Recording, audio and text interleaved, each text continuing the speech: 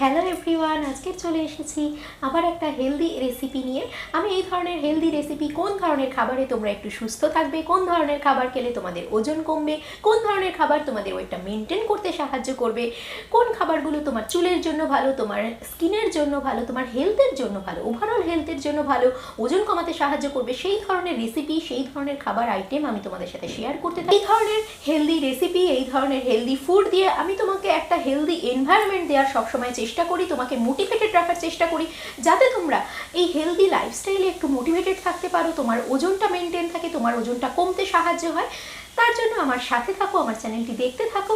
আর এখনও নতুন হয়ে থাকলে চ্যানেলটিকে কিন্তু সাবস্ক্রাইব করে দিও, আর পাশে থাকা বেল আইকনটি ক্লিক করে রেখো, যাতে আমি ভিডিও দিলে তোমার কাছে নোটিফিকেশান পৌঁছে যায়। আর আমি মনে করি একটা হেলদি লাইফস্টাইলের জন্য হেলদি এনভায়রনমেন্টটা কিন্তু ভীষণভাবে দরকার। তো সেই এনভায়রনমেন্টটা পেতে আমার চ্যানেলের সাথে থাকো। এই স্যুপ বানানোর জন্য আমি টমেটো এবং গাজর ব্যবহার করছি।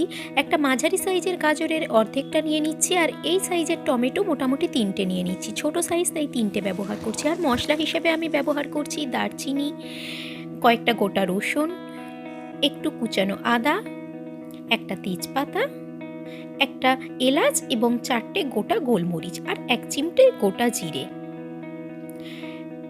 একটা প্রেসার কুকারে 1 চামচ মতো অলিভ অয়েল দিয়ে দিয়েছি। এরপরে প্রত্যেকটা মশলা আমি দিয়ে দিচ্ছি।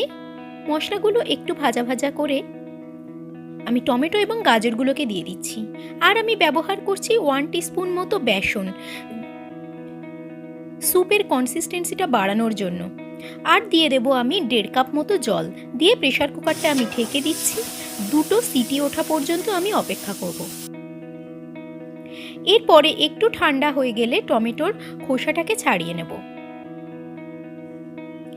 এবং ওই সমস্ত গ্রেভি সহ, আমার মশলা সহ, খালি তেজপাতাটা বের করে আমি ভালো করে মিক্সার গ্রাইন্ডারে গ্রাইন্ড করে নিচ্ছি। এরপরে স্যুপটাকে আমি ছেঁকে নিচ্ছি।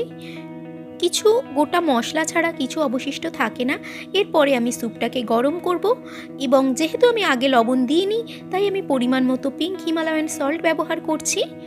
আর দিয়ে দিচ্ছি ওপর থেকে গোলমরিচ গুঁড়ো। দিয়ে স্যুপটাকে একটু ফুটিয়ে নিচ্ছি।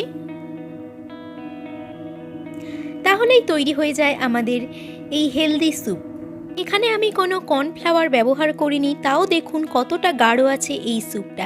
এই ধরনের আরও সুন্দর সুন্দর হেলদি রেসিপি পেতে, ওজন কমানোর টিপস পেতে আমার চ্যানেলের সাথে থাকুন। আজকের মতো বাই বাই।